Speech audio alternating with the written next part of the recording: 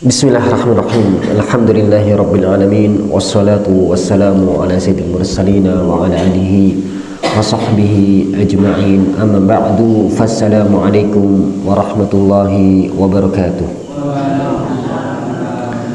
Alhamdulillah, sampai saat ini kita masih bisa diberikan kekuatan oleh Allah Subhanahu wa taala untuk senantiasa melaksanakan ketaatan kepada Allah Subhanahu wa taala.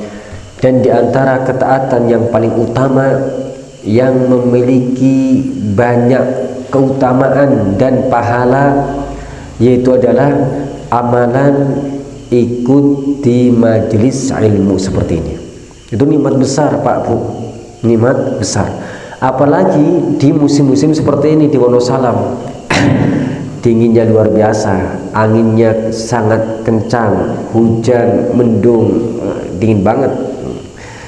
Tapi alhamdulillah kita masih diberikan kekuatan Allah Subhanahu wa taala untuk melangkahkan kaki kita ke rumah Allah dalam rangka mencari ilmu agama.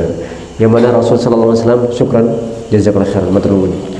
Rasul sallallahu alaihi wasallam bersabda, "Man salaka tariqan yaltamisu fihi ilman sahalallahu lahu tariqan ilal jannah."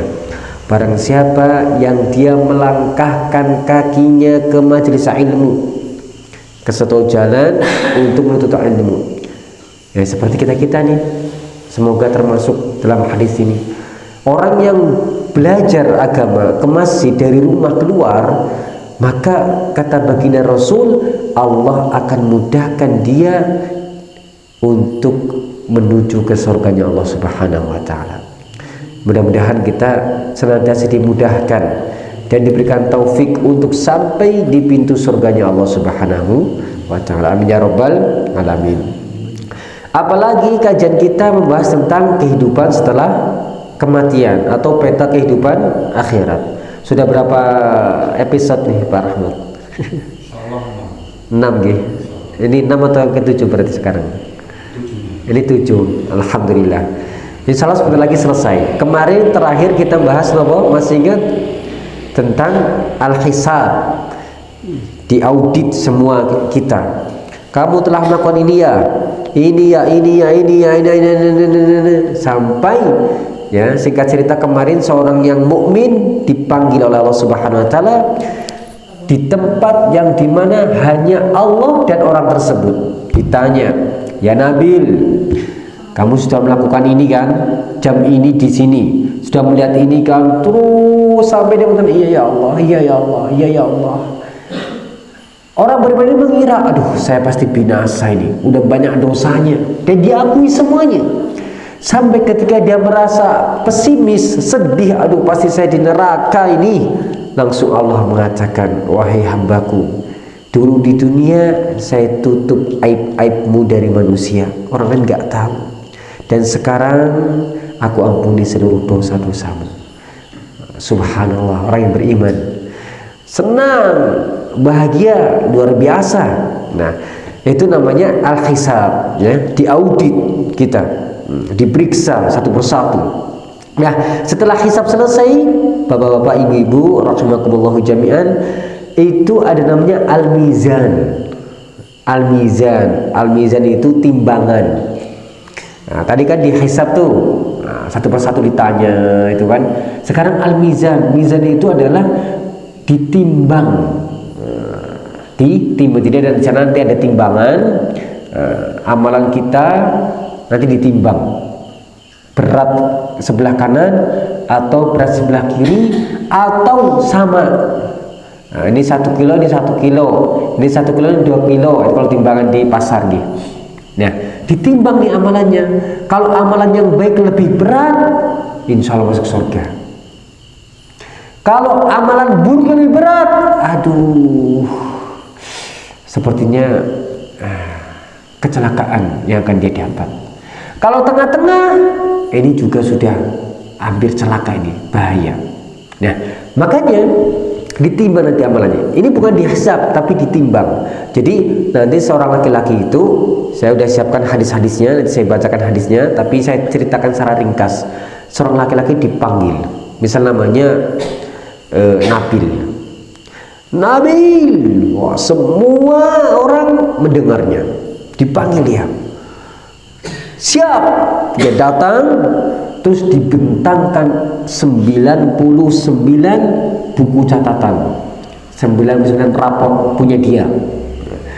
Satu rapotnya itu besarnya dan panjangnya, panjang lebar itu panjangnya sejauh mata memandang. Jadi buku rapot kan ada yang ukuran A4 gitu nggih. Ini buku rapotnya ini satu bukunya saja sepanjang kita memandang ke depan. Sampai mana ya, sampai ujung sana. Panjang banget. Perbuatan kita di sini tertulis semuanya. Rapotnya ada semuanya. Maksiat kita, ibadah kita, sembrono kita kepada orang tua, pendidikan kita kepada anak-anak kita, sedekah kita, semua ada di situ. Dan ada 99. Dan hampir di situ itu banyak yang keburukan juga. Bayangkan Pak, kalau buku rapor satu aja itu panjangnya sejauh kita memandang. Itu satu. Kalau 99, kira-kira lengkap nopo mboten? Lengkap. Terus ditanya Nabil ini, Nabil, ini di sini nih ada tertulis buku catatanmu, buku rapotmu. Kira-kira antum akui semuanya atau tidak? Sampean akui semua atau tidak? Iya ya Allah, saya akui semuanya. Kira-kira sekretarisku itu para malaikat yang nulis Raqib Atid itu zalim atau tidak? Siapa tahu ada yang ditulis tapi engkau tidak lakukan. Enggak ya Allah, enggak ada yang saya pungkiri. Semua tercatat rapi. Dia kaget. Dan dia pun ditanya sama Allah SWT, apakah kamu punya alasan kenapa kamu melakukan ini semuanya? Apakah kamu memiliki kebaikan-kebaikan yang lain yang tidak tertulis di sini? Laki-laki itu kaget dan bingung karena saking banyaknya kesalahan. Dia mengatakan, lah ya Allah, tidak ada ya Allah. Langsung Allah mengatakan, kamu punya. Nih tak kasih tahu, kamu punya kebaikan yang mana hari ini tidak akan kamu dizalimi. Terus Allah mengeluarkan sebuah kartu, ya. Di situ ada tulisan kalimat La ilaha illallah. Tidak ada sesembahan yang berhak disembah kecuali Allah. Kalimat tauhid. Yang di situ kalimat syahadat. Asyhadu an la ilaha illallah wa asyhadu anna Muhammadan Rasulullah. Aku bersaksi bahwasanya tidak ada sesembahan yang berhak disembah kecuali Allah, dan aku bersaksi bahwasanya tidak ada bahwasanya Nabi Muhammad adalah Nabi Allah Subhanahu wa taala, Rasul sallallahu alaihi wasallam. Amalan itu pernah kamu lakukan. Tertulis di satu kartu kecil, tertulis cuma kata asyhadu an la ilaha illallah wa asyhadu anna Muhammadar Rasulullah yang telah dilakukan oleh orang tersebut di dunia. Jadi 90 rapot yang panjang, lebar, yang mencakup semua perbuatan dia, keburukan-keburukan dia, kesalahan-kesalahan dia. Terus ada satu amalan, satu kartu kecil, tertulis kalimat syahadat. Langsung orang ini berkata, apa gunanya ini ya Allah? Cuma satu kalimat. Dan keburukan saya sudah banyak nih, 99 rapot, panjang lebar, tebal. Akhirnya Allah mengatakan, coba kita cek. Ditimbanglah, ditimbang antara yang tadi 99 rapot itu yang buruk sama satu kartu kalimat syahadat yang telah diucapkan dunia, ditaruh di sebelah kiri, yang di sebelah kanan.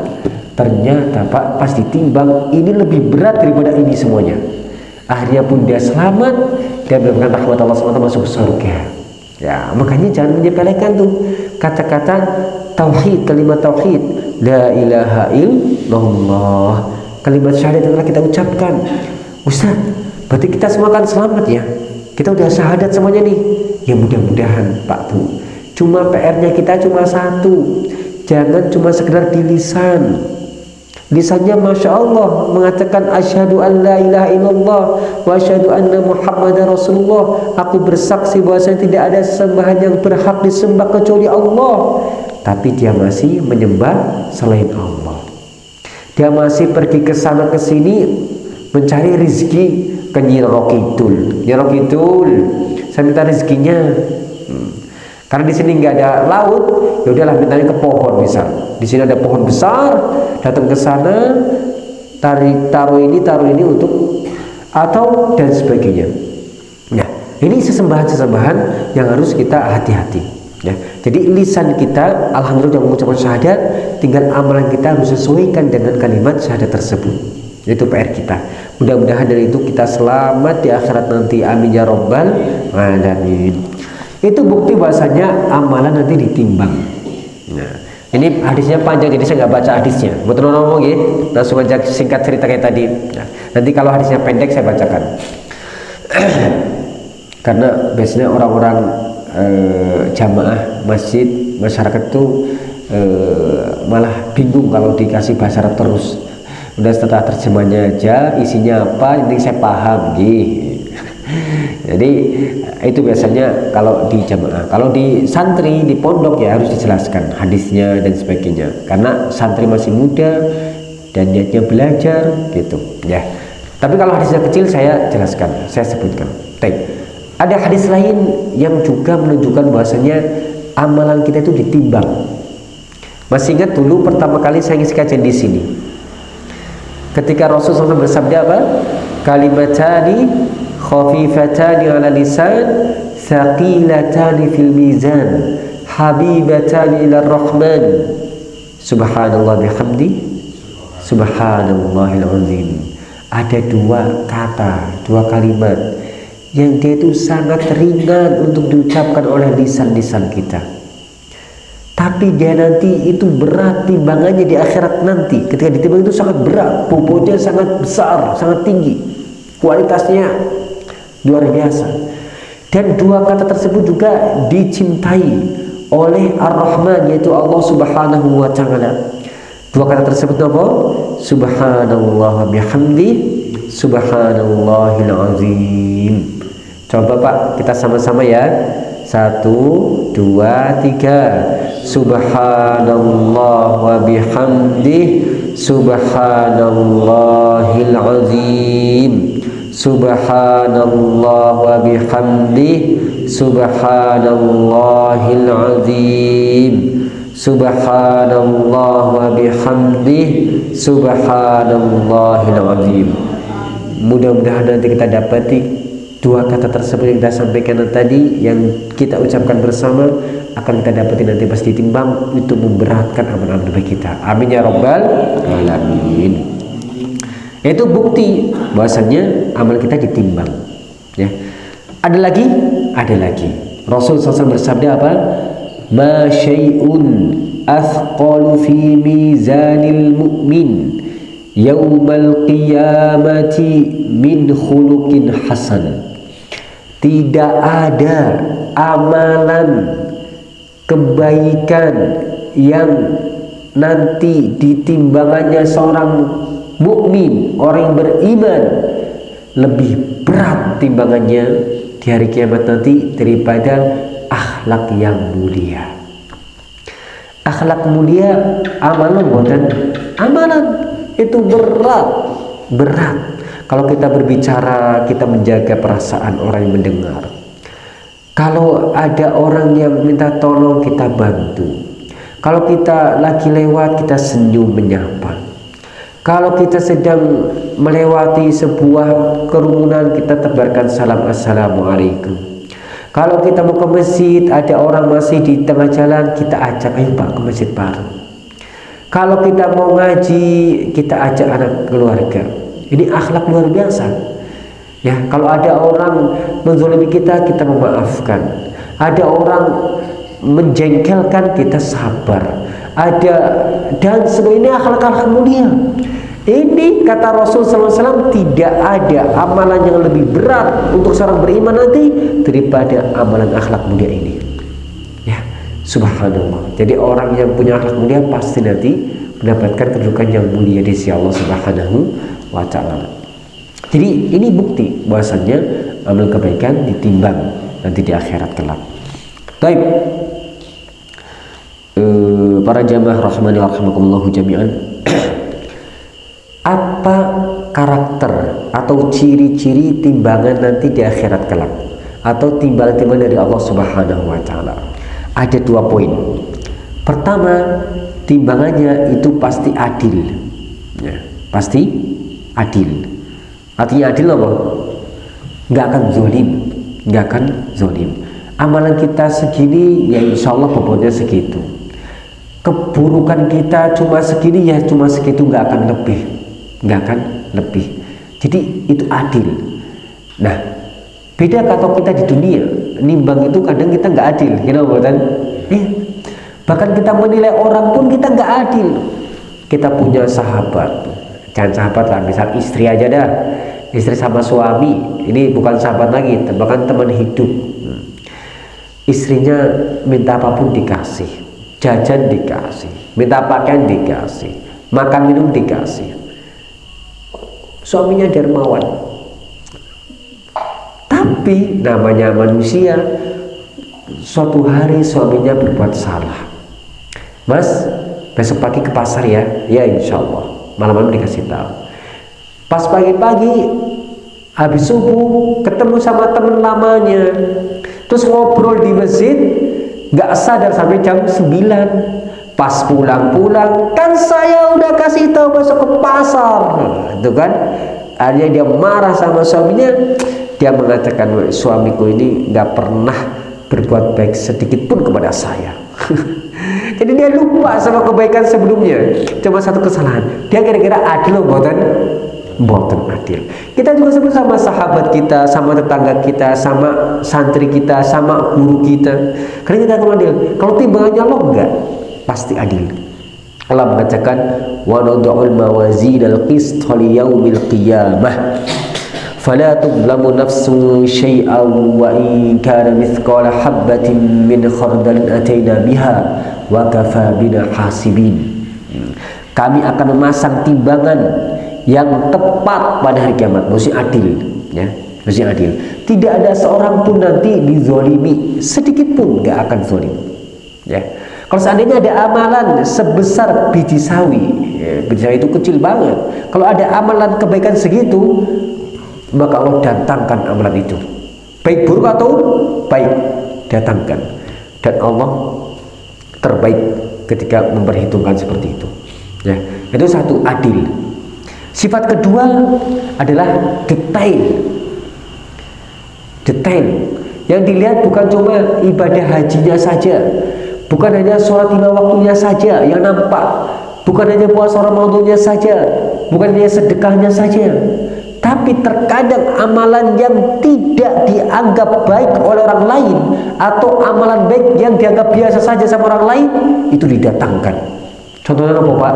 Contohnya di jalan ada batu agak besar segini di pinggir jalan tapi agak tengah. Dia lewat, aduh, kalau nanti ada yang nabrak ini motornya pasti kesleo, ini motornya pasti terpeleset.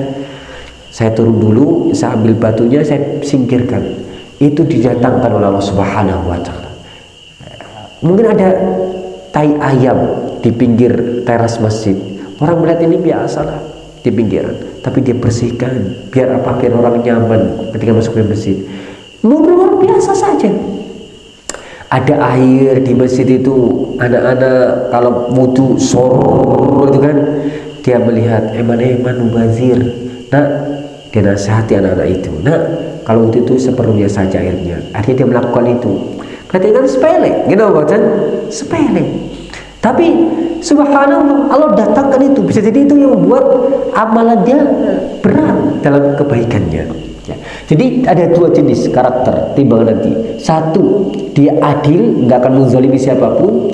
Yang kedua, detail, bukan hanya yang dilihat yang besar-besarnya saja, bukan amalan-amalan yang baik yang dilihat saja, atau bukan dosa-dosa yang besar saja, berzina, membunuh, minum khamar, mencuri, bukan itu saja. Hatta bercandanya pun yang bukan dianggap sebagai dosa didatangkan, ya.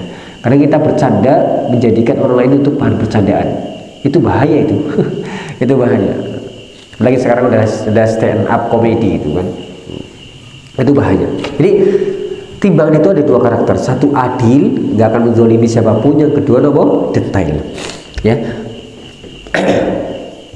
Makanya ketika Luqman menasihati anaknya, Ini diabadikan dalam Al-Quran Karim. Beliau mengatakan, wahai anakku, ya bunayya, wahai anak kecilku, wahai anakku, innaha in takum mithqala habbatin min khardalin fatakun fi sakhratin aw fis samawati aw fil ardi ya'ti biha Allah innallaha latifun khabir. Wahai anakku, seandainya ya ada amalan sebesar biji sawi, terus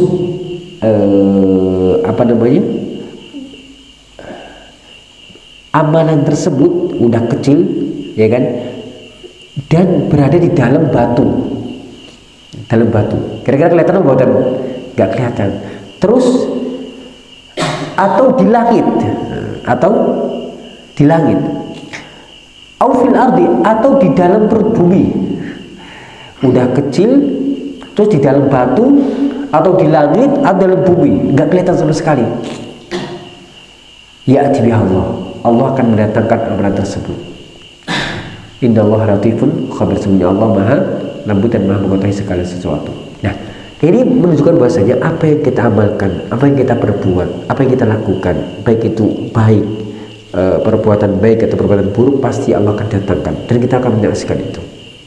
Ya, makanya semoga Allah SWT mengampuni seluruh dosa-dosa kita, seluruh kekhilafan kita, seluruh kekurangan kita, dan Allah mengampuni kita semuanya dan memasukkan kita ke surga. Amin ya rabbal alamin. Bu, jangan putus asa dari rahmat Allah Subhanahu wa taala. Pak, seandainya kita dari dulu udah banyak maksiat, udah banyak durhaka kepada Allah, udah banyak melalaikan hak Allah, tinggal ada satu amalan yang belum kita tinggal. Apa itu? Berdoa dan berharap rahmat dari Allah Subhanahu wa taala. Berdoa terus. Dan Allah, innallaha yuhibbut tawwabin, sesungguhnya Allah itu mencintai orang yang sering bertaubat. Maksudnya sering bertaubat apa?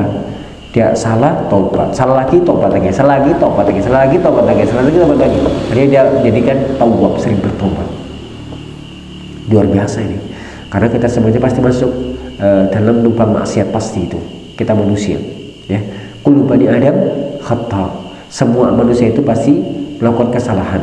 Tetapi sebaik-baik orang yang melakukan kesalahan adalah orang yang bertaubat kepada Allah Subhanahu wa taala. Jadi satu, jangan putus asa dari rahmat Allah Subhanahu wa taala dan sering bertaubat. Bertaubatnya bagaimana? Sering istighfar, astagfirullah, aku mohon ampun kepada Allah. Itu artinya astagfirullah. Dimanapun kita berada, ada satu wiridan yang jadi pedoman kita, Pak, menjadi senjata kita. Minimal istighfar. Lagi ngarit, astagfirullah. Ada udah astagfirullah, semakin kenceng gitu kan. Jadi jadikan amalan 1-2 di kita konsisten, ya. Paling besar adalah istighfar. Pak, Bu, bayangkan kalau seandainya kita di akhirat cuma mendapatkan satu saja, Allah ampuni kita mendapatkan ampun dari Allah SWT, itu sudah cukup, Pak. Kenapa? Dari ampunan Allah kita nggak masuk neraka, dari ampunan Allah kita masuk surga. Di surga kita nikmat apapun yang kita inginkan ada, dan itu bukan sehari, 2 hari, seminggu, 2 minggu, selama-lamanya. Tapi seandainya kita memiliki harta, memiliki ini amalan yang besar, menjadi orang pejabat, menjadi ustadz besar, tapi kita nggak mendapatkan ampun dari Allah SWT, celaka, binasa. Na'udzubillah min dzalik. Ya Allah, Allahumma inna nas'aluka maghfiratak. Ya Allah, kami meminta kepadamu ampunan darimu. Amin ya rabbal alamin. Makanya jangan merendahkan atau meremehkan amalan sedikit pun. Di antara amalan yang paling mudah, Bang, senyum ketika ketemu saudara kita. Senyum mudah atau buatan? Mudah. Makanya Rasulullah mengatakan, la tahqiranna minal ma'rufi syai'an, jangan kau merendahkan sedikit pun dari berbuat baik. Walau an talqa akhaka biwajhin talqin, meskipun engkau hanya berjumpa dengan saudaramu, dengan temanmu, dengan wajah yang berseri-seri dan senyum, itu aja. Luar biasa. Makanya latihan. Kalau saya punya santri dulu. Santri saya itu ada yang dari Sulawesi. Orang Sulawesi biasanya kan beda sama Jawa. Jawa kan ramah gitu kan. Itu terkenal tuh. Jadi di luar Jawa itu keras-keras biasa. Saya nggak melihat dia itu senyum. Akhirnya apa Pak Bu? Pertama kali baru jadi santri, saya kasih PR. Kamu harus senyum minimal 1 hari 1/4 jam. Senyum sendiri. Saya sendiri. Sekarang saya disenyum. Jadi senyum itu betul dilatih, betul dilatih. Ya.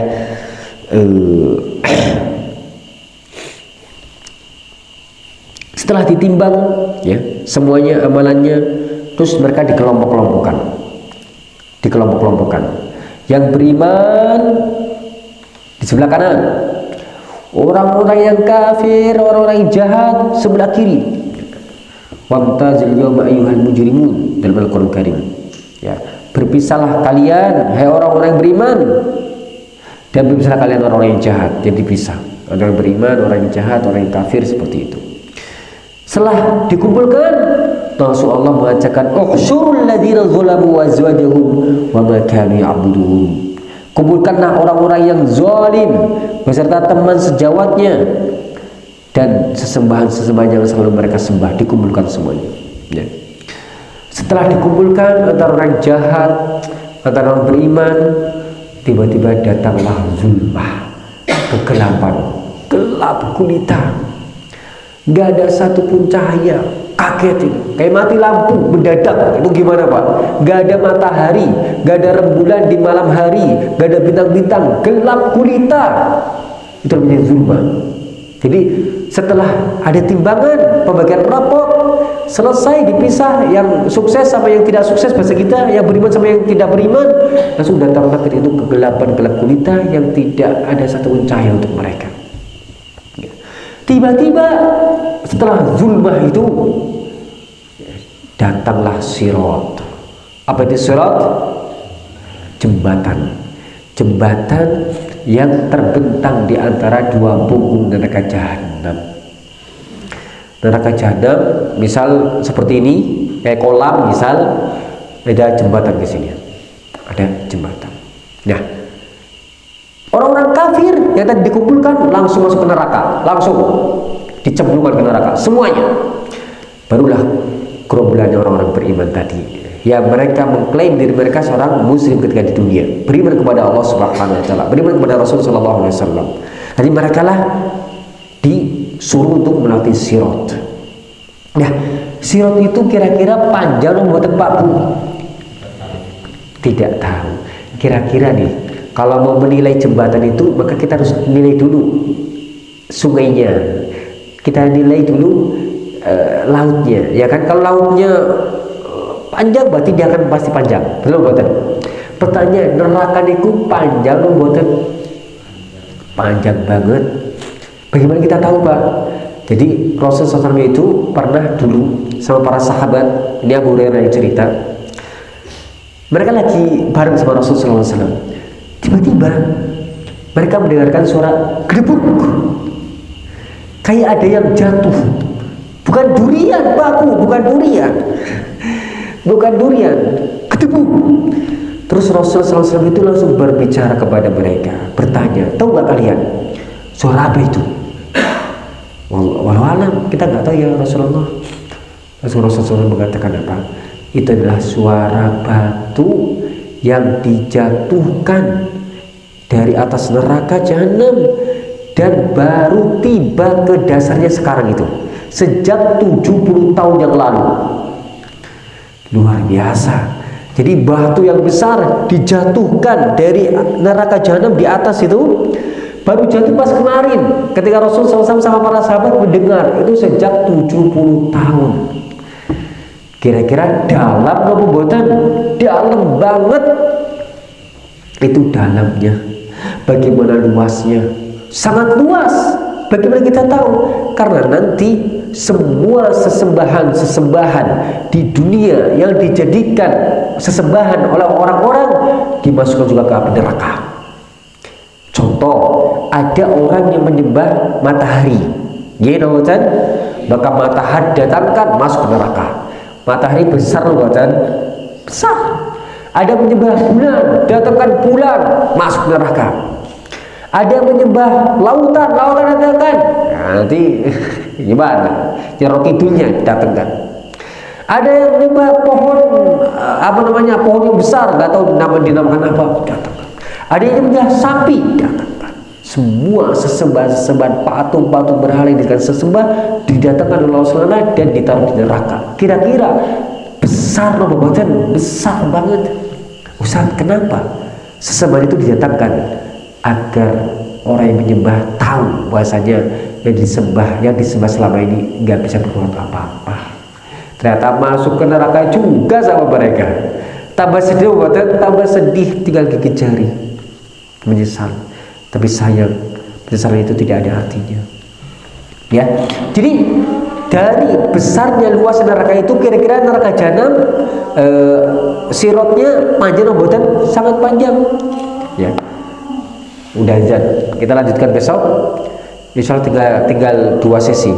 Satu membahas tentang sirot, ya, bagaimana keadaan kita nanti di sirot, terus bagaimana karakter jembatannya, apa sih sifatnya kita jelaskan. Yang kedua tentang kontor itu adalah orang kalau udah selamat dari sirot, yang selamat, karena ada yang nggak selamat masuk ke jurang neraka, yang selamat nanti dikumpulkan di base camp di sana, namanya kontor. Udah dibersihkan semuanya baru masuk surga, dan istilah udah selesai. Peta kehidupan akhirat, ada yang masuk neraka dan ada yang masuk surga. Semoga Allah berikan kita kemudahan, hidayah taufiknya untuk menyelesaikan kajian ini. Amin ya rabbal alamin. Jadwalnya kapan lagi, Pak? Insyaallah masuk Ramadan. Berarti bulan depan ya? Bulan depan ya. Kabari. Saya sering lupa memang. Karena di sana banyak kegiatan. Jadi kegiatan kadang rapat, kadang sama santri, kadang sama dan sebagainya. Kadang harus ingatkan terus. Kalau bisa nanti Pak Rahmat maghribnya di sana. Kalau saya ada kajian. Kalau saya ada kajian maghribnya di pondok, biar saya langsung ingat. Saya khawatir lupa. Tapi kita cukupkan sampai sini. Terakhir kita berdoa kepada Allah Subhanahu Wa Taala. Ya muqallibal qulub, tsabbit qulubana ala dinik. Wa ya musarrifal qulub, sarrif qulubana ila ta'atik. Wahai zat yang membolak-balikan hati, teguhkanlah hati-hati kami di atas agamamu, teguhkanlah hati kami di atas ketaatan kepadamu, dan palingkanlah hati-hati kami untuk senantiasa melakukan perintahmu. Amin ya rabbal alamin. Allahumma inna nas'aluka husnul khatimah wa na'udzubika min su'il khatimah. Ya Allah, kami mohon kepadamu husnul khatimah, kematian yang diakhiri dengan kalimat la ilaha illallah, dan kami mohon kepadamu, berlindung kepadamu daripada su'ul khatimah. Allahumma rabbana atina fid dunya hasanah wa fil akhirati hasanah wa qina adzaban nar. Subhana rabbika rabbil izzati amma yasifun wa salamun alal mursalin walhamdulillahi rabbil alamin. Kita tutup dengan doa kafaratul majlis. Subhanakallahumma bihamdika asyhadu an la ilaha illa anta astaghfiruka wa atubu ilaik. Tsumma assalamu alaikum warahmatullahi wabarakatuh. Azza Nabi.